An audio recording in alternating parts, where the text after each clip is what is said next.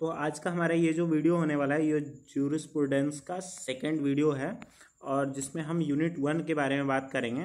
तो चलिए देखते हैं यूनिट 1 में हम लोगों को क्या देखना है।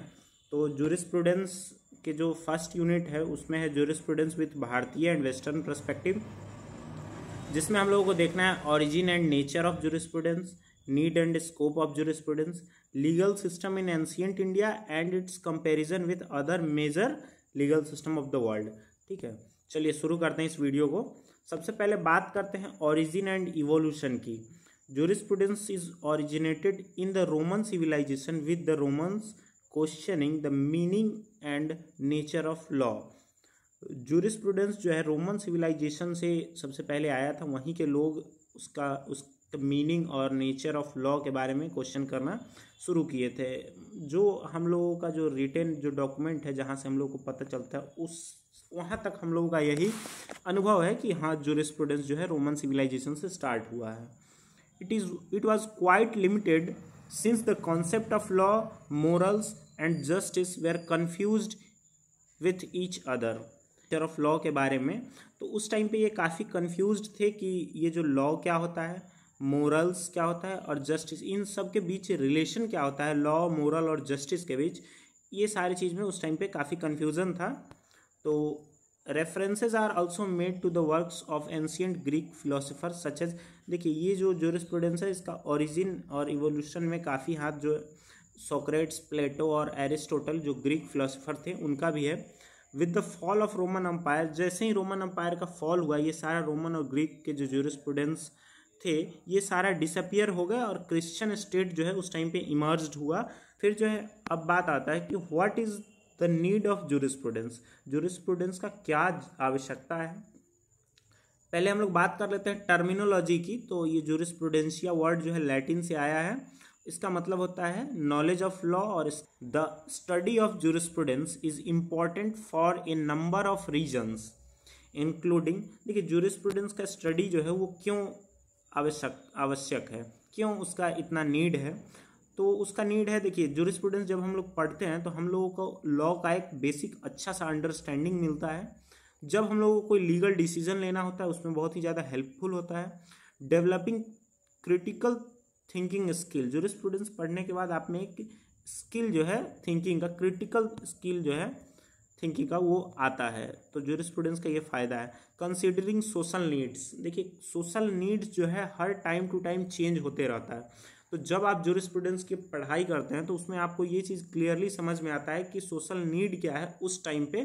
तो आप उस चीज़ को कंसिडर करके जो अपने हिसाब से लॉयर्स अगर उसको पढ़ते हैं या फिर कोई लॉ का स्टूडेंट पढ़ता है तो उसको ज्यूरिस्प्रूडेंस को, लॉ को इवॉल्व करने में बहुत सारा मदद मिलता है by considering social needs. Social need को कंसिडर करके ज्यूरिस्प्रूडेंस जो है लॉ में बहुत ही सारा अपडेट या फिर इवोल्यूशन ले आता है। चलिए तो अब देखते हैं, देखिए ज्यूरिस्प्रूडेंस की बात हो और सबसे पहले बेंथम की बात ना हो ऐसा हो नहीं सकता है। इसीलिए जो बेंथम है, बेंथम का पूरा नाम है जेरेमी बेंथम, ये इंग्लिश फिलोसोफर थे और जूरिस्ट थे। ठीक है, बेंथम को फादर ऑफ ज्यूरिस्प्रूडेंस भी कहा जाता है। इनके ही जो स्टूडेंट्स थे, इनके ही जो शिष्य थे वो ऑस्टिन थे।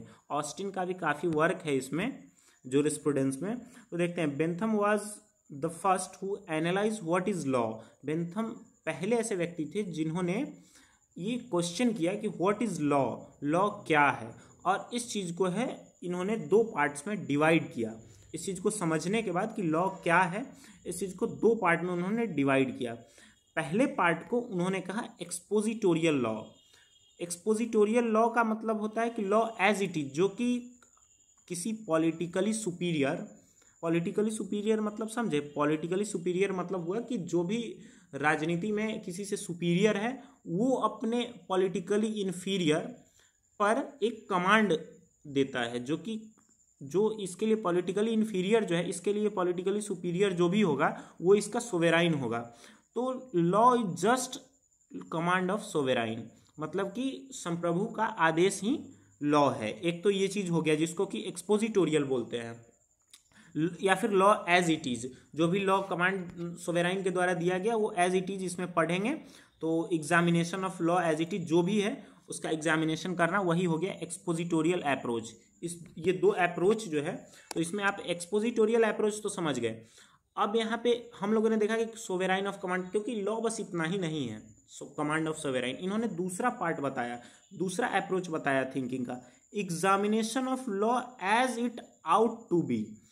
मतलब कि लॉ कैसा होना चाहिए, लॉ क्यों होना चाहिए, जिसमें उन्होंने मोरालिटी का बात किया कि इस अप्रोच को सेंसोरियल अप्रोच बोला जाता है। इसमें क्या है कि लॉ कैसा होना चाहिए, इफ़ अगर हम लोग सोचते हैं कि मोरालिटी से कि लॉ कैसा होना चाहिए, न्याय कैसा होना चाहिए, कि मतलब इसमें इन्होंने एक थ्योरी भी दिया था, पेन और प्लेजर का थ्योरी। तो इसमें इन्होंने कहा कि लॉ कुछ ऐसा होना चाहिए जिसमें मैक्सिमम लोगों को प्लेजर मिल सके और मिनिमम लोगों को पेन मिले। तो ये सेंसोरियल अप्रोच में इन्होंने बताया था कि on the basis of morality of law, कि मैक्सिमम लोगों को प्लेजर मिले और मिनिमम लोगों को पेन मिले। लेकिन देखिए इस चीज़ के बेसिस पर ही, सेंसोरियल अप्रोच के बेसिस पर ही इनका जो है आगे चल के क्रिटिसिज्म होता है, वो हम लोग आगे देखेंगे। लेकिन चलिए हम आपको बता देते हैं यहीं पे कि सेंसोरियल अप्रोच में क्या है कि इन्होंने जैसे ही कहा कि मैक्सिमम लोगों को प्लेजर मिले और मिनिमम लोगों को पेन, तो अब देखिए अगर ऐसा होता तो हमारे इंडिया में जो लॉ है वो जैसे रिजर्वेशन का लॉ है, तो ये इसके रिलेवेंट नहीं हो पा रहा है। तो क्या वो लॉ नहीं है? वो लॉ है। तो यहाँ पे इनका जो ये सेंसोरियल अप्रोच है कि मैक्सिमम मिनिमम पेन प्लेजर का जो थ्योरी है वो थोड़ा सा अनफिट हो जाता है, जिसके कारण से यहाँ पे इनका कुछ क्रिटिक्स भी हैं। अब देखिए तो इनका क्रिटिक्स है, तो फिर यहाँ पे जो इनके शिष्य थे, however the Austin stuck to the idea that law is command of sovereign. Austin जो इनके शिष्य थे उन्होंने क्लियर यहाँ पे बताया कि जो लॉ होता है वो सोवेराइन के दिया हुआ कमांड ही होता है, बस इतना ही होता है। The structure of English legal system remained with the formal analysis of law. देखिए ये जो एक्सपोजिटोरियल अप्रोच है जिसमें कि हम लोग बस कमांड है सोवेराइन का, उसके बेसिस पर ही ये जो है हम लोग पढ़ाई करेंगे कि मतलब उसी को एनालाइज करेंगे कि लॉ ऐसा ही होना चाहिए, न कि लॉ अपने हिसाब से बताएंगे कि ऐसा होना चाहिए या वैसा होना चाहिए। लॉ जो है ऑस्टिन क्लियर किए कि यहाँ पे लॉ वही है जो सोवेराइन का कमांड है, और जो कि एक्सपोजिटोरियल अप्रोच है वही ये बताए कि यही सही है। ठीक है, अब चलिए नेक्स्ट देखते हैं ऑस्टिन के बारे में। हाँ, तो ऑस्टिन जो थे ये भी इंग्लिश लीगल प्रोफेशनल थे, जॉन ऑस्टिन इनका पूरा नाम था। उन्होंने क्या कहा, science of jurisprudence is concerned with the positive law that is law strictly so called.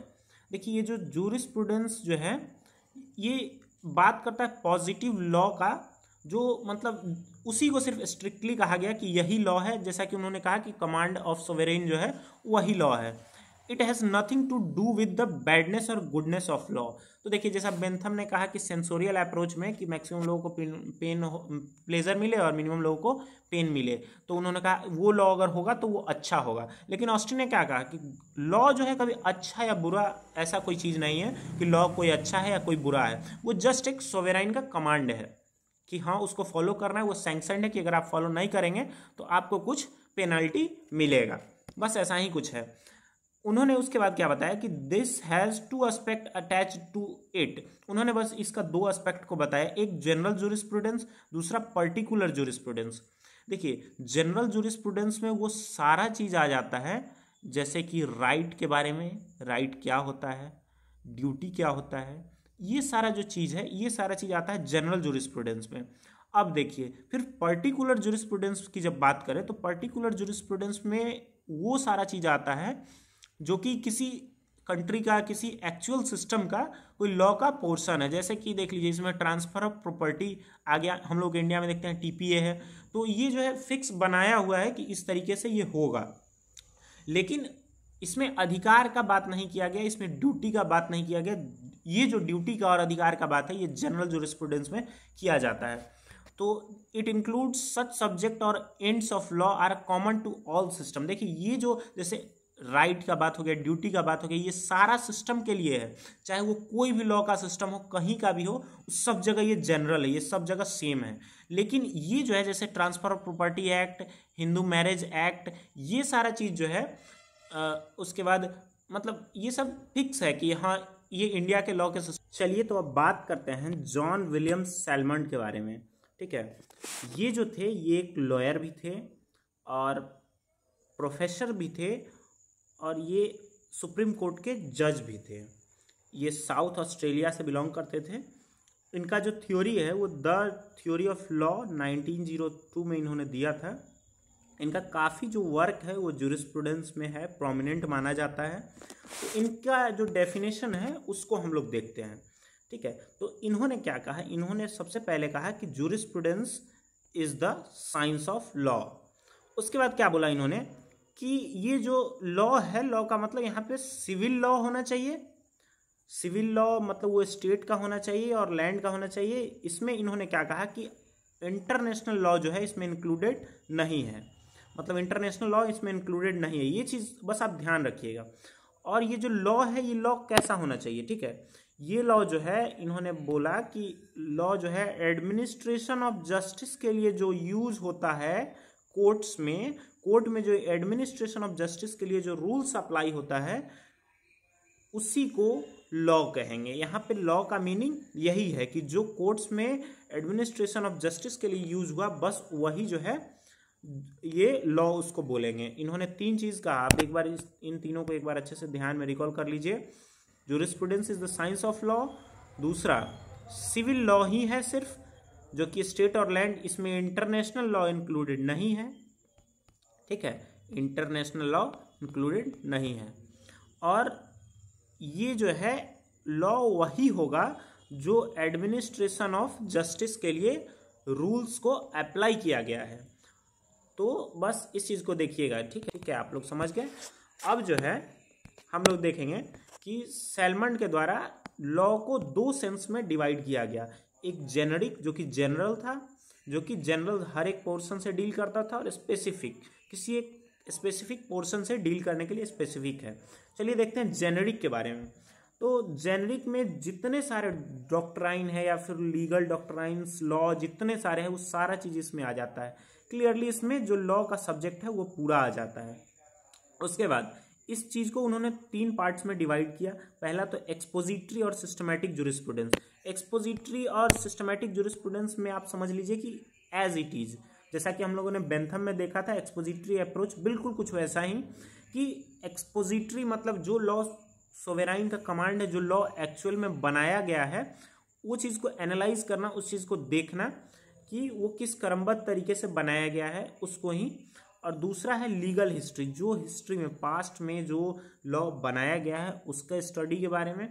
और तीसरा न तो प्रेजेंट के लीगल के और न तो पास्ट के। तीसरा क्या बात करता है कि law as it ought to be, कि लॉ कैसा होना चाहिए, लॉ का मतलब आइडियल अगर स्वरूप देखा जाए तो वो कैसा बनाया जाना चाहिए या कैसा होना चाहिए।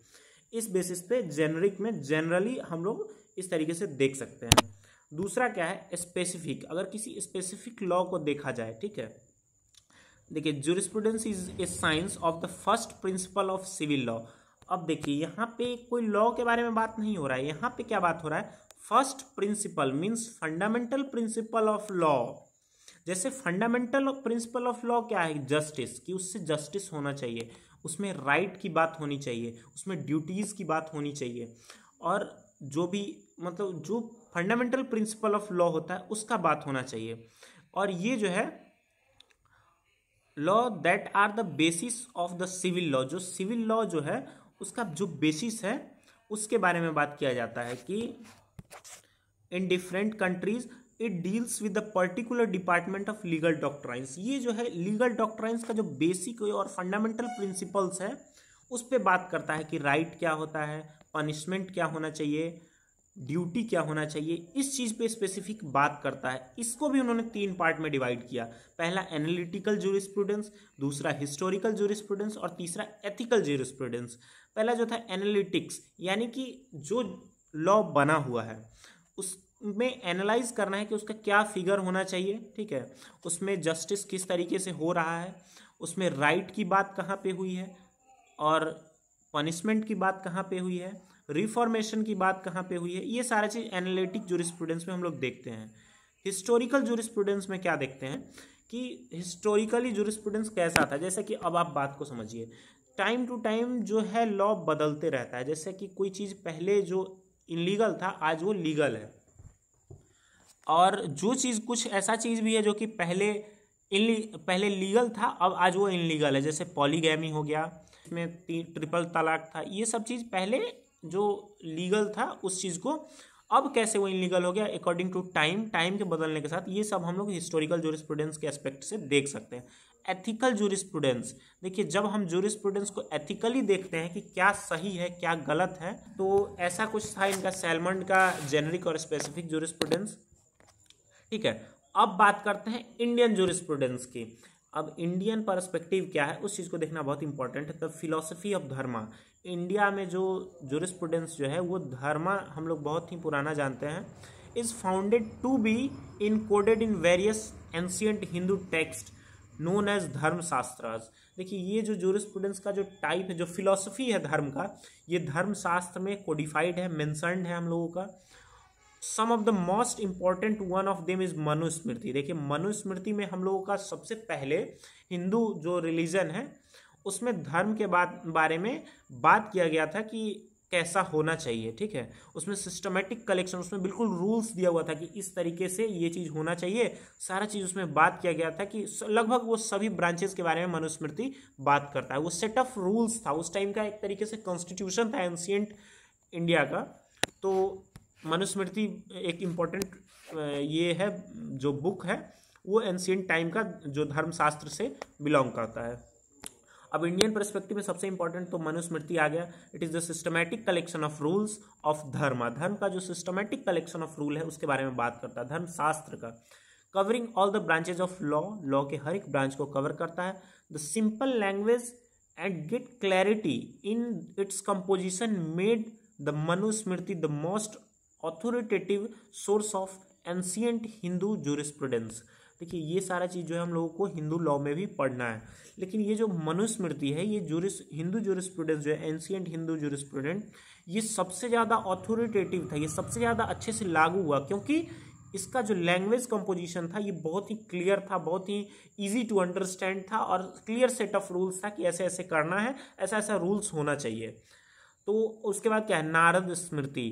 It consist the both substantive as well as procedural law. Substantive मतलब होता है कि अब सब्सटेंटिव जैसे हो गया कि ट्रांसफर ऑफ प्रॉपर्टी एक्ट, ये सब्सटेंटिव हो गया, और प्रोसीजरल हो गया जैसे सीआरपीसी हो गया कि प्रोसीजर किस तरीके से, पहले एक नॉर्मल सा कंप्लेंट होगा, फिर जो उसका अपना पॉइंट ऑफ व्यू रखने का टाइम होगा, फिर एविडेंस होगा, फिर सारा चीज़ जो है प्रोसेस बाय प्रोसेस जो होता है उसको प्रोसीजरल लॉ बोला जाता है। सब्सटेंटिव में वही होता है कि डायरेक्ट जो एक्ट है, जो कानून है, जिसके बेसिस पे वो हुआ, जिसको हम लोग यूज़ करते हैं, जैसे आईपीसी को हम लोग यूज़ करते हैं कि पनिशमेंट देने के लिए, तो उसको हम लोग सब्सटेंटिव बोलेंगे। प्रोसीजरल में सीआरपीसी ये सब आ जाएगा। तो आप समझ गए होंगे सब्सटेंटिव और प्रोसीजरल क्या होता है।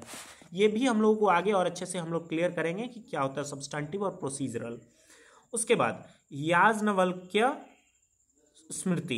देखिए स्मृति और भी बहुत सारे हैं, लेकिन ये जो है एक इम्पॉर्टेंट है स्मृति याज्ञवल्क्य का। इसमें हम लोग 3 टॉपिक पे ध्यान देते हैं, आचार्य दैट इज बिहेवियर, व्यवहार दैट इज लीगल प्रोसीजर, और तीसरा क्या है, प्रायश्चित दैट इज अटेनमेंट, कि क्या होना चाहिए, रिजोल्यूशन क्या होना चाहिए, और सजा भी मिले तो क्या मिले। पहला बिहेवियर, दूसरा लीगल प्रोसीजर, और तीसरा जो उसका जस्टिस है वो होना चाहिए कि अगर उनको सजा मिलता है या फिर किसी को न्याय मिलता है तो वो चीज़। अर्थशास्त्र जो है, अर्थशास्त्र के बारे में आप लोग जानते होंगे कि ये पॉलिटिकल ट्रीटीज ऑफ हिंदू है जिसके बारे में बात करता है। ये विष्णुगुप्त के द्वारा लिखा गया है, जो कि चाणक्य के नाम से भी जिनको हम लोग जानते हैं। ठीक है, अर्थशास्त्र में बहुत सारे पॉलिटिकल ट्रीटीज के बारे में डील करता है। चलिए अब हम लोग को क्या देखना है कि जो वेरियस वर्ल्ड में मेजर जो भी टाइप हैं जो लॉ लीगल सिस्टम है उसके बारे में। तो इसमें 4 टाइप आप देख सकते हैं, 4 टाइप्स है। कॉमन लॉ, हम लोगों का जो लॉ है अभी इंडिया में जो नॉर्मली लॉ है वो कॉमन लॉ और मिक्स्ड लॉ का एक तरीके से हाइब्रिड आप मान लीजिए कि वो जो है मिक्स्ड है इंडिया में जो है, आगे हम लोग देखेंगे। और सिविल लॉ, पहले हम लोग ये 1 मिनट पहले हम लोग ये देख लेते हैं कि कैसा कैसा लॉ पूरे वर्ल्ड में है। तो देखिए सिविल लॉ है यहाँ पे और रशिया में, और इंडिया में क्या है, इंडिया में कॉमन लॉ और मिक्स्ड लॉ का दोनों का मिक्सचर है, हाइब्रिड है, ठीक है।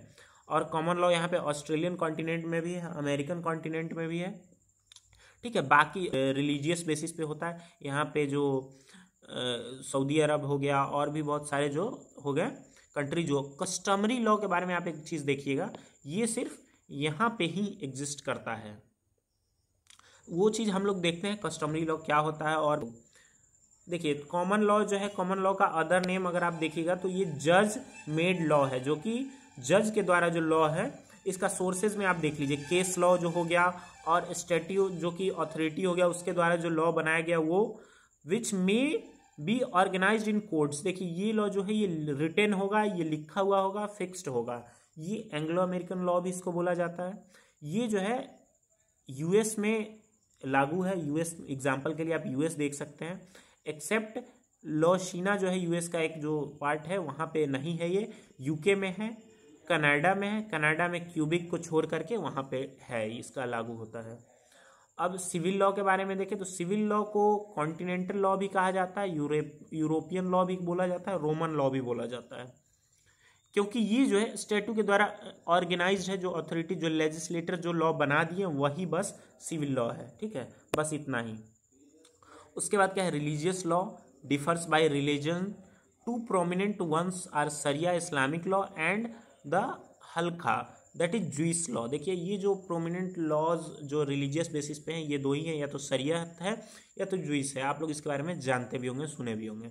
एग्जाम्पल में आप लोग देखिएगा कि ये जो शरीयत लॉ या फिर जो इस्लामिक लॉ है उसका मेनली जो है सऊदी अरबिया, ईरान और जो भी जो खाड़ी देश हैं वो सारे देशों में, यूनाइटेड अरब एमिरेट्स, इजराइल, ये सब जो है रिलीजियस बेसिस पे इन लोगों का लॉ है। इसका जो सोर्स है, प्रोमिनेंट सोर्स, वो रिलीजियस टेक्स्ट ही होगा। ऑफ कोर्स ये तो रिलीजियस टेक्स्ट ही होना है क्योंकि रिलीजियस लॉ है। कस्टमरी लॉ के बारे में बात करते हैं। देखिए कस्टमरी लॉ क्या होता है कि ये जो है एक एरिया, एथनिसिटी और ट्राइब, स्पेशली मतलब ये उस किसी एरिया में ही होगा, किसी एथनिसिटी के लिए ही का ही बनाया गया होगा और किसी ट्राइब का ही होगा। जैसे कि रशिया में जो गुर्नेशिया एंडोरा जो है, ये जो जगह है, जो जैसा कि अभी आपने यहाँ पे देखा, ये जो एक सेकेंड, हाँ यहाँ पे आपने अभी देखा ये जो पार्ट है, यहाँ पे कस्टमरी लॉ है, यानी कि यहाँ पे कोई स्पेसिफिक ट्राइब होगा, इसलिए वहाँ कस्टमरी लॉ, वहाँ का जो कस्टम है उसके हिसाब से वो जो लॉ है वो बनाया गया है। इसका जो सोर्सेस ऑफ लॉ है वो लॉन्ग स्टैंडिंग कस्टम, जो बहुत ही पुराना कस्टम होगा, बहुत दिनों से चला आ रहा होगा, विच मे बी ओरल और रिटेन। देखिए यहाँ पे लिखा हुआ जरूरी नहीं है कि वो कस्टम लिखा, बहुत पुराना कस्टम है, उसका मान्यता है, वो कस्टमरी लॉ हो सकता है। तो ये फॉलो किया जाता है बहुत सारे पार्ट में। जैसे कि आप इसको ध्यान से देखेंगे कस्टमरी लॉ के बारे में, तो ये एक यहाँ पे है, ये साउथ अफ्रीका का पार्ट है, वहाँ पे है, और यहाँ पे भी कुछ जगह देखिए मिक्स्ड है, मिक्स्ड भी बाकी सब जगह पे है। तो वहाँ के लिए कस्टमरी लॉ को आप बेसिकली देख सकते हैं कि यहाँ पे रसिया का एक पार्ट है और यहाँ पे साउथ अफ्रीका का एक पार्ट है, वहाँ पे मिक्स्ड लॉ के बारे में होता है। बाकी मैक्सिमम जगह पे सिविल लॉ और कॉमन लॉ है, और कुछ जगह मिक्स्ड सिस्टम है। और इस्लामिक लॉ भी आप देख लीजिए यहाँ पे कहाँ कहाँ पे है। ये सारा चीज़ आपको बिल्कुल क्लियर हो जाएगा इस वाले इमेज से, ठीक है। तो चलिए अब नेक्स्ट क्या देखते हैं कि हाँ देखिए यहाँ पे बहुत सारे जो फिलोसोफर थे, जो जूरिस्ट थे, उन लोगों का कुछ डेफिनेशन है, उस चीज़ को देख लेते हैं। जैसे अल्पियन हो गए, तो उनका क्या है, एक रोमन जूरिस्ट थे जो जूरिस्प्रूडेंस को कैसे डिफाइन करते हैं आप देखिएगा। The observation of the things divine and human, the science of just and unjust, same connotation as dharma, right and wrong. देखिए ये क्या बात करते हैं कि क्या सही है और क्या गलत है। इस चीज का जो ऑब्जर्वेशन है, ये ऑब्जर्वेशन ही जूरिस्प्रूडेंस, दूसरे जो जूरिस्प्रूडेंस को डिफाइन किए हैं, the study of systematic arrangement of the general principle of law. देखिए ये इन्होंने एक इजी सा डेफिनेशन दिया कि जनरल प्रिंसिपल ऑफ लॉ का जो सिस्टमैटिक अरेंजमेंट है उसी को जूरिस्प्रूडेंस बोला जाता है। चलिए ये सारा चीज़ आप देख लिए।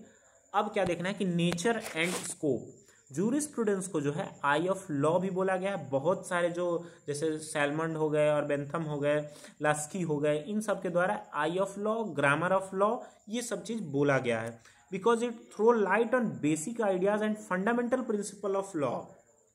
जूरिस्प्रूडेंस को इसलिए ये बोला गया क्योंकि ये बेसिक प्रिंसिपल और फंडामेंटल ऑफ लॉ के बारे में बात करता है, इसीलिए इसको ग्रामर ऑफ लॉ बोला गया है और आई ऑफ लॉ बोला गया है। अब देखिए, अब कंक्लूजन की बात करिए। बहुत सारे थिंकर का, बहुत सारे फिलोसफर, जूरिस्ट के बारे में हम लोगों ने देखा, लेकिन हम लोग क्या कह सकते हैं, कंक्लूजन क्या आता है कि we can safely say that jurisprudence is the study of fundamental legal principle. देखिए, कंक्लूजन ओवरऑल इतना ही है कि जूरिस्प्रूडेंस क्या है, जो फंडामेंटल लीगल प्रिंसिपल है उसका जो स्टडी है, बस उसको जूरिस्प्रूडेंस का है। अब क्या है स्कोप ऑफ जूरिस्प्रूडेंस, जूरिस्प्रूडेंस का स्कोप क्या है।